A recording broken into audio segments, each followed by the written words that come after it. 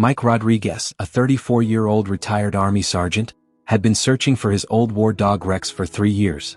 He had gone from shelter to shelter, hoping to find the German Shepherd he once called his partner. Today he arrived at a small animal shelter that claimed they had recently rescued a dog that matched Rex's description. As Mike walked through the narrow hallway, his heart beat faster. Then he saw him, older, thinner, and with sad, tired eyes. But it was definitely Rex. Mike slowly stepped closer, calling out his name with hope in his voice. "Rex, buddy, it's me." But instead of running to him, Rex growled and backed away, showing his teeth. It was like he didn't know Mike at all. A shelter worker quickly stepped in and held Rex back. She told Mike that the dog had been found malnourished, scared, and completely shut down. He didn't trust people anymore. Mike stood there in shock. The same dog who once saved his life now looked at him like a stranger. It broke Mike's heart. He remembered how loyal Rex had always been, how they had each other's backs in the middle of war. And now that bond seemed completely gone. But even after seeing Rex growl at him, Mike made up his mind. He wasn't going to leave him there. No matter how long it took, no matter how hard it was, he was going to bring Rex home. He was determined to help his old friend heal, even if Rex didn't remember him right now. 3 years ago, Mike and Rex were serving together in Afghanistan. They had a bond stronger than most people could understand. Rex wasn't just a military dog. He was Mike's partner, his protector, and his best friend. They went on dangerous missions together, faced gunfire, and saved lives. Whenever things got bad, Rex was always there, alert and ready. They trusted each other with their lives. When Mike's deployment ended, he applied to adopt Rex and take him home. But because of military red tape and delays, Rex was assigned to other handlers temporarily. Mike was told it would only be for a few weeks.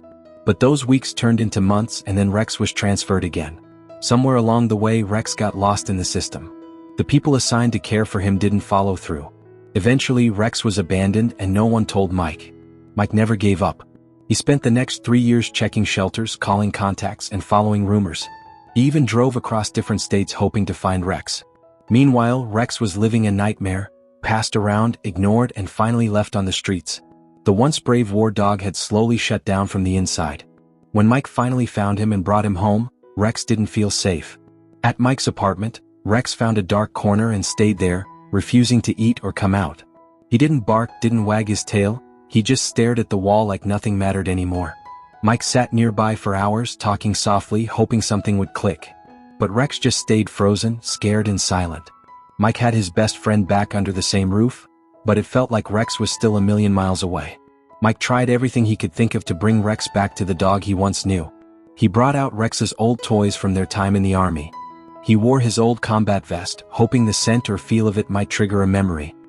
He gave familiar commands they used in the field: stay low, search, let's move. But Rex didn't react. He didn't even look up. If Mike got too close, Rex flinched like he was expecting to be hit. The pain in Mike's eyes said it all. This wasn't the reunion he had dreamed about. He took Rex to a veterinarian who had worked with retired military dogs before. The vet told him what he feared. Rex was suffering from severe PTSD. All the years of being passed around, ignored, and abandoned had broken something inside him. Trust, confidence, even basic emotions were buried deep. Mike refused to give up. He moved his mattress to the living room floor, right next to Rex's hiding spot.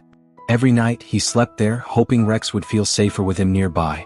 He whispered old stories, sang songs they used to hear in the base, even cried quietly when no one was around. But Rex didn't move. Days turned into a week and nothing changed. Mike started to break. He questioned if he was doing the right thing. Was he helping Rex or just making it worse? The thought of returning Rex to the shelter crushed him, but so did watching his best friend suffer like this. One night, sitting on the floor, exhausted and hopeless, Mike looked at Rex and whispered, "I don't know what else to do, buddy." And for the first time he thought maybe, just maybe, it was time to let go. That night the weather changed. A thunderstorm rolled in and the sky lit up with flashes of lightning. Loud cracks of thunder shook the windows. Rain poured hard, and the sound of it hitting the roof felt like explosions to anyone who had seen war. For Rex it was too much. The thunder, the flashes, the pressure in the air, it all brought back memories from Afghanistan. Suddenly Rex jumped up from his corner. His eyes were wide, his body shaking.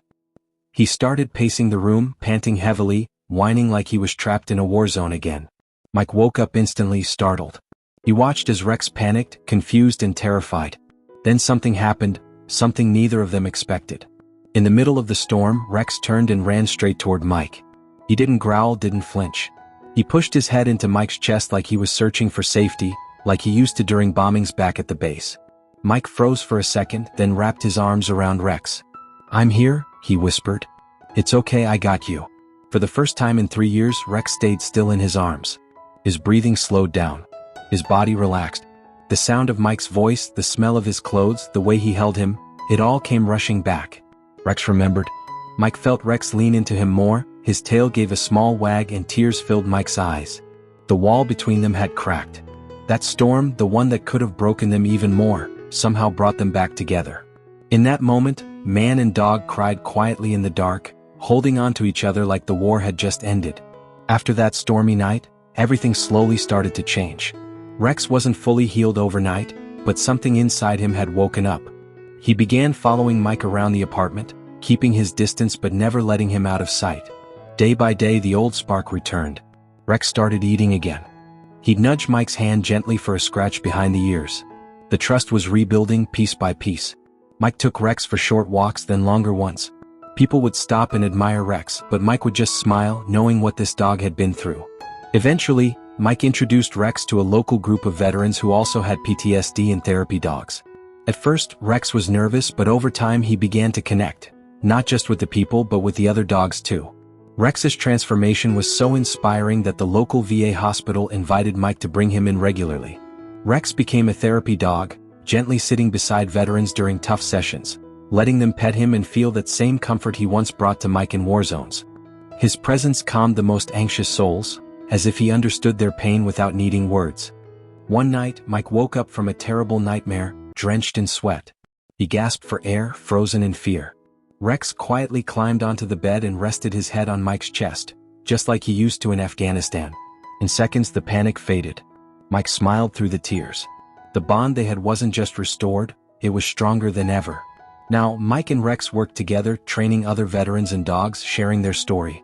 A story of pain, patience, and healing, proving that love, even after war, never dies.